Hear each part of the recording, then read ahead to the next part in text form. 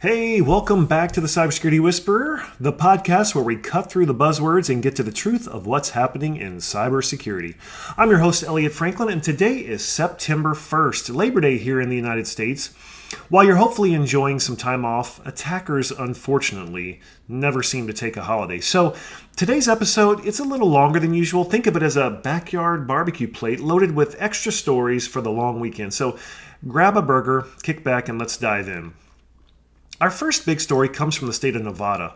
On Sunday, August 28th, Nevada officials discovered a ransomware attack that disrupted key government services. Now, the attack took down agency websites, phone systems, and limited operations at places like the DMV. The attackers, they also stole data, though officials are still trying to figure out just exactly what was taken. Nevada's CIO emphasized how methodical the investigation has to be. His words, it would be reckless to speculate. And while that may not be satisfying to residents worried about their social security numbers floating around on the dark web, it's the reality of modern incident response.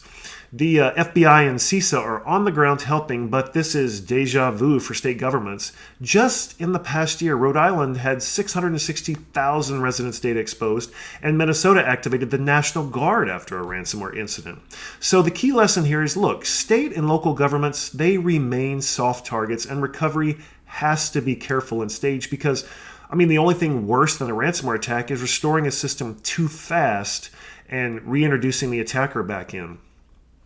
Well, let's hit some of the other major breaches in rapid fire style. So first up, we've got TransUnion. Hackers stole data on 4.5 million people, including names, social security numbers, dates of birth, and the likely culprit, Salesforce integrations abused by shiny hunters. And the ironic twist is victims are being offered free credit monitoring from TransUnion itself. Well, that's real reassuring. Next, a Swedish disaster, a cyber attack against, it's called Milo data, probably butchered that, disrupted 200 municipalities, impacting everything from medical certificates to incident reporting. And the ransom demand was 1.5 Bitcoin, about $168,000. A reminder that small vendors supporting big public services can be huge points of failure. Anybody remember HVAC with Target? Now we've got the Maryland Transit Authority also got hit. Ransomware disrupted paratransit services for disabled riders. Main bus and train service were still running, but for vulnerable populations who rely on specialized transit, this is a painful reminder that attackers really don't care who gets hurt. Now a bizarre one, DSL Root Proxies. That's a company, it's paying Americans $250 a month to host laptops that effectively become exit nodes for internet traffic. Hackers love these residential proxies because they make malicious traffic just look like it's coming from your neighbor's Wi-Fi. So if someone offers you a laptop and a free internet bill, maybe pass on that deal. And finally, some good news. Interpol's Operation Serengeti 2.0. Police in 18 African countries and the UK arrested more than 1,200 suspects, dismantled over 11,000 malicious infrastructure, and seized nearly $100 million. And that's a rare win in what often feels like this never-ending cyber battle we're in. Well, as we've been saying forever, identity remains the new perimeter, and it's leaking. A survey from Cisco Duo found that 69% of business leaders admit they don't really know where their identity weaknesses are. Almost every company's got multiple identity systems, but few are confident that they're really secure. Contractors in particular remain a big blind spot. And if that wasn't enough, PISA Security's annual Blue Report shows that attackers are getting frighteningly good at credential abuse. You see, in nearly half of these simulated attacks, at least one password hash was cracked. This is up from 25% last year, and attacks using valid stolen credentials, they succeed 98% of the time. And so the reality really is weak password policies, outdated hashing, and inconsistent MFA enforcement keep giving the attackers these easy wins. And if you think password 123 exclamation or welcome 2024 isn't still in use, well, unfortunately, think again. So, the bottom line, if your identity is your front door, too many organizations are still leaving it unlocked with a sticky note that says, hey, keys under the mat.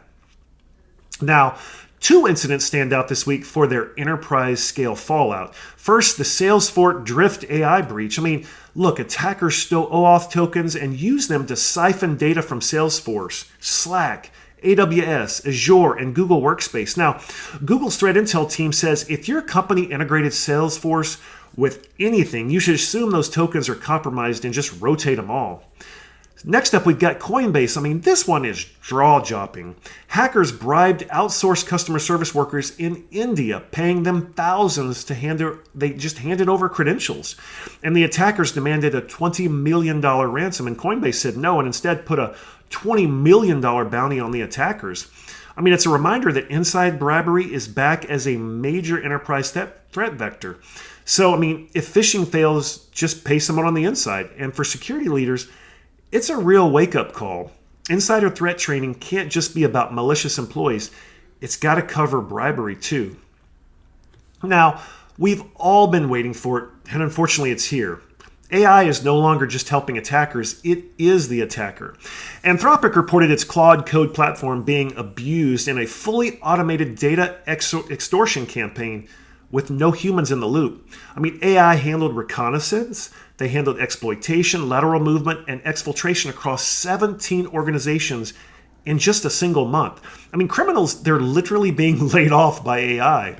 Meanwhile, researchers unveiled OneFlip, which was a Rowhammer-style attack that can keep the backdoor deep neural networks with a single bit flip in memory. So imagine this, a self-driving car misreading a stop sign because one tiny hardware glitch. I mean, that's the risk. And if that wasn't enough, another team demonstrated AI image scaling exploits.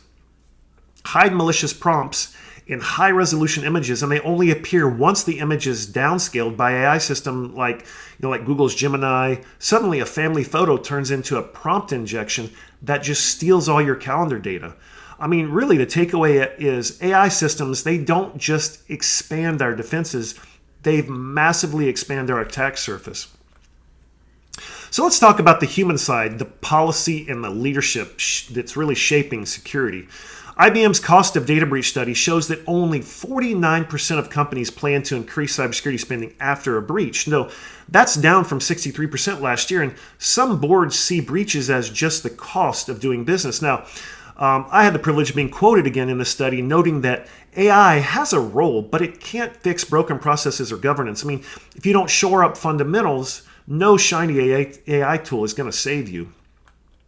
Meanwhile, this is very interesting. Cyber insurance companies, they're experimenting with CVE exclusions. You knew this was coming. In other words, if you didn't patch a critical vulnerability in time, your insurance may not pay out. So on paper, it sounds like accountability, but in practice, it really punishes the very companies already struggling with patch management. And finally, the CISO succession crisis. I mean, research shows most companies, they have no plan for who takes over when their security leader leaves. Now, technical deputies, they may be brilliant, but they often aren't prepared to step into the boardroom. And so it's just a reminder that developing future CISOs isn't a nice to have. It's really a business imperative. And that's our Labor Day extended cut of Cybersecurity Whisperer, from Nevada's ransomware mess to TransUnion's latest breach, from bribery schemes at Coinbase to AI that hacks without humans. It's clear that the threat landscape isn't slowing down. So we've got to remember that it's not just about tools or headlines. It's about people, processes, and resilience. I mean, that's how we win in the long run. So thanks for spending part of your holiday weekend with me. If you found today's episode helpful, share it with a friend. And again, this is Elliott Franklin, the Cybersecurity Whisperer, signing off. Enjoy your Labor Day and stay safe out there.